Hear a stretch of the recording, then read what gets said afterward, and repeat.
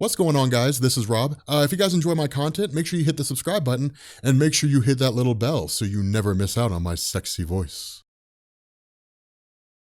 Okay, too powerful for Marvel movies. Onslaught. Now, we had to do Onslaught, right? Like, we had to do Onslaught. Oh my God. Okay, so, like, you want to talk about just overpowered, just totally broken. That's Onslaught. Man, he was at his peak, man, like, it was insane. Okay, so, here's the deal. Onslaught was part and parcel to Marvel kind of rebooting, right? And Marvel doesn't really reboot per se. They just do like kind of like these soft resets. And Marvel, like basically every title in the 1990s, except for like Spider-Man and the X-Men, was doing bad. So Marvel was like, let's just reboot them, kind of, but not really. And so they created Onslaught. Now, like everything that happens in Marvel Comics with the X-Men, it all goes back to Fatal Attractions. So Fatal Attractions in the 1990s, that's a story that almost all of you guys know, even if you don't know what the name is. It's the story where Magneto tears the Wolverine out of tears the Wolverine out of adamantium. Tears the adamantium out of Wolverine.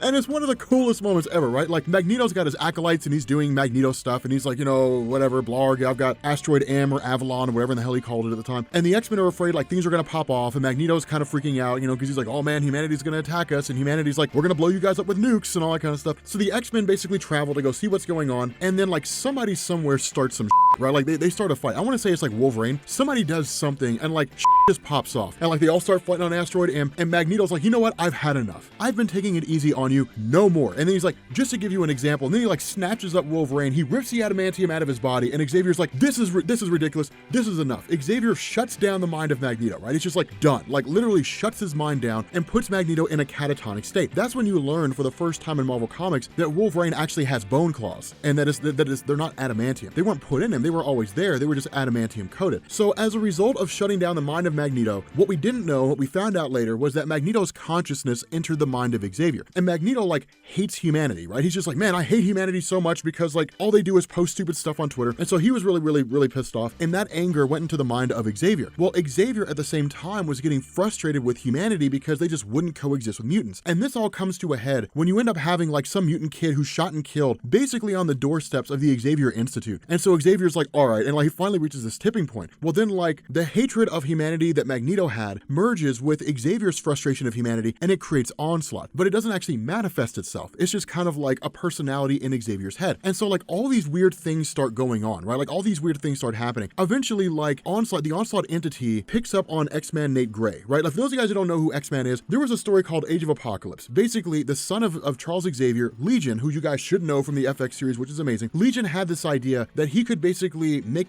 Xavier's life easier if he went into the past and killed Magneto before he became Magneto. The result is that Xavier jumps in the way and Xavier dies. When this happens, a villain called Apocalypse seizes control of North America and then almost all of the world. And so that leads into the Age of Apocalypse storyline, where you basically get an alternate reality where the X-Men were never formed by Xavier, they were formed by Magneto. But what ended up happening is the villain Mr. Sinister had come to the conclusion that if Cyclops and Jean Grey were to ever have a kid, it would be crazy powerful. And so what he did is he took their genetic material and he created an offspring called Nate Gray. And Nate Gray was just crazy powerful. And so eventually the Age of Apocalypse comes to an end, and Nate Gray escapes the Age of Apocalypse universe by like sheer force of will, leaves the universe and shows up in the main Marvel universe. Anyway, so Nate Gray, the best way to think about him is he's everything Cable could have been had Cable not been infected with a techno-organic virus. But when Onslaught picks up on Nate Gray, like he kind of like telepathically reaches out to him, and then Nate Gray snatches the Onslaught personality away from Xavier's body and then like gives it a physical form, not realizing what he's done. And so following that, like Onslaught and Xavier are two different people. But then like Onslaught starts masquerading as Xavier and then like tries to turn the X-Men into like a weaponized team. He's like, okay guys, you know how like we always had the peaceful coexistence thing, and the X-Men are like, yeah. And he's like, okay, so we're not doing that anymore. We're gonna have some cookies and milk, and then we're gonna kill everyone. And the X-Men are just like, but wait a minute though, like that's not what we're supposed to do. And Xavier's like, and I would have gotten away with it too if it wasn't for you meddling kids, or Onslaught was like that, And so like Onslaught basically takes off, like he leaves. But like along the way, he's doing like all these crazy things. So it's like before that happened, like before that point when Onslaught, like appears to the X-Men, it's crazy because like he attacks the Juggernaut and like punches him like across the country or across the world. I can't remember which one. And then like he like crash lands in New York. And so like Beast and Bishop come across him and they're like, what in the hell's going on? And like Juggernaut's like, dude, Onslaught's coming. And they're like, who the hell's Onslaught? It's like, he's the guy who's gonna kill us all. And so fast forward, that's when like Onslaught meets the X-Men and like,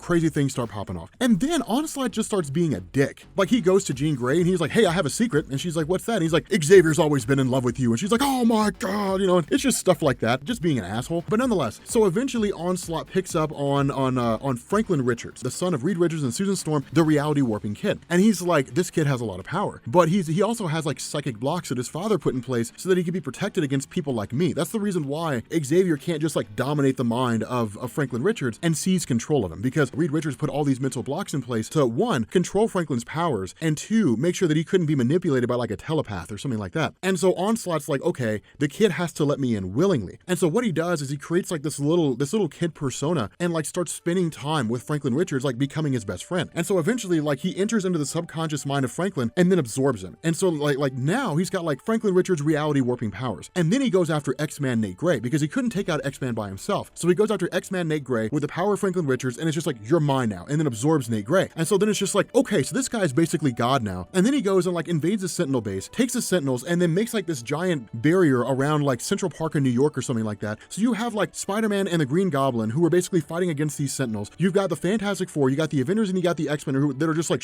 what do we do? Like everybody's panicking, right? They're just like, we have no idea. So then like the Watcher's watching everything unfold, and then you realize Apocalypse is there. And it's just like, oh, son, dude, Apocalypse, man. So it's like, okay, so Apocalypse is there, and Apocalypse shows up to the X-Men with like Cable, like he shows up the X-Men, the Fantastic Four, and the Avengers, and he's like, I have a plan. And they're like, you're a bad guy though. And he's like, yes, but you can trust me because like, you know, I want to live too. And so they're like, okay. So he's like, we're gonna go into the mind of Xavier and of Onslaught, and we're gonna like take back Franklin Richards, and we're gonna take back Nate Gray, and then we're gonna save everybody. And so like they have like this preemptive strike that takes out Xavier, and then like Onslaught basically becomes like a pure form of energy. And so then like Apocalypse and Cable go inside to try to take out Franklin Richards and Nate Gray. And then Apocalypse is just like, haha, I had an actual master plan the whole time. And Cable's like, what was your master plan? It's like, to kidnap Franklin Richards and to make him into my new host so I can become God. And then like Susan Storm appears out of nowhere, right? Like she followed them in, she was invisible the whole time. It leads to them failing. And so because of the fact that they fail, yes, oh man, because of the fact that they failed, Jean Grey comes along and says, okay, so basically Onslaught is like this insanely impenetrable armor that houses like perfect psychic energy. And so like we can't defeat him, like we're not strong enough to defeat him, but I know someone who is. And they're like, who? And it's like, the Incredible Hulk. And they're like, yeah, but like he's not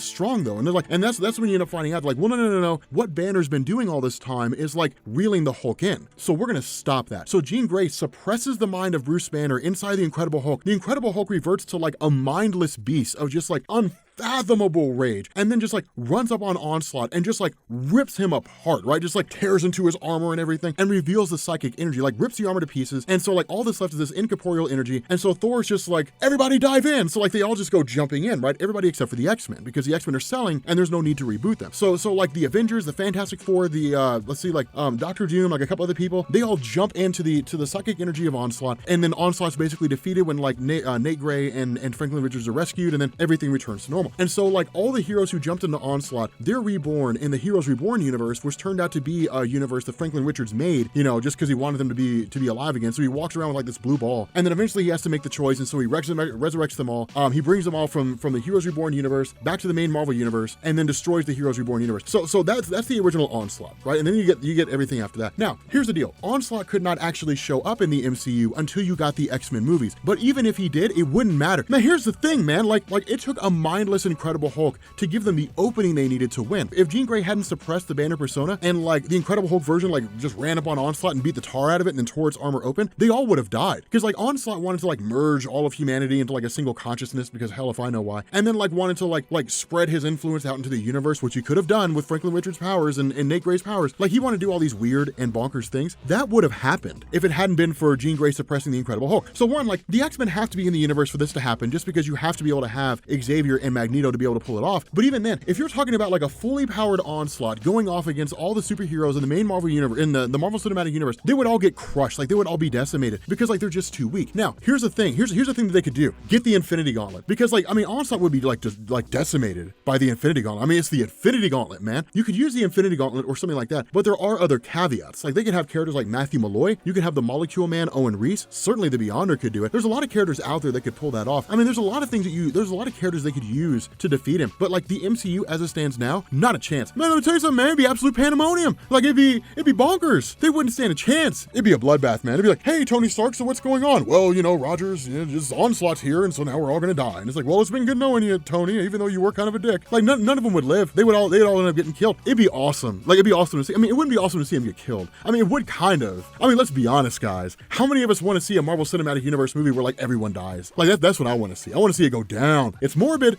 and it's messed up, but like it'd be kind of cool to see. But no, Onslaught would be, yeah, it would. I mean, they wouldn't stand a chance. Just pure wrath and psychic energy is all it would be, and it would be an absolute massacre. I mean, he would sweep through the Marvel Cinematic Universe like a plague. But still, like, I mean, I think it would make kind of an interesting movie. See, movies like things like that, I think should be things where it's like, hey, like here's what would happen. It's like a what if story, where like it doesn't actually happen in the main Marvel Cinematic Universe. I mean, they couldn't really do it. It's too soon for that. But here's the thing, guys. Here's something important to remember. As cool as it would be to see Onslaught like run amok in the Marvel Cinematic Universe, there's still ways to defeat him. It would be a whole different beast if it was like the Marquis of Death. Like that, see that right there, there's no way they could stop him. Like the Marquis of Death would just wave his hand and wipe out the universe, and that would be the end of that. And it would just, that movie would be 5 seconds long, right? Like Clyde Wincham shows up, and it's just like, oh, son, it's Clyde Wincham, man, we're like that's exactly what's gonna happen, man. Like they're gonna be like, oh man, son, dude, man, Clyde Wincham's here. It's like, yes, man, Clyde Wincham is here, and you guys tried to defeat him, and you didn't beat him, you just pissed him off, and now you because now he's gonna wipe out the whole universe. y'all are so screwed. Y'all don't even know how screwed you are. It would be something funny to see. But anyway, guys, if you are new here to Comics Explained, make sure you guys hit the sub button to become part of the Rob Corps. If you guys enjoy this video, make sure you drop a like. I like making these things, right? I just kind of ramble on for like 15 minutes about why a character's so damn powerful and they wouldn't work in the Marvel Cinematic Universe. The most fun video I have going right now. And I will catch you all later. Peace.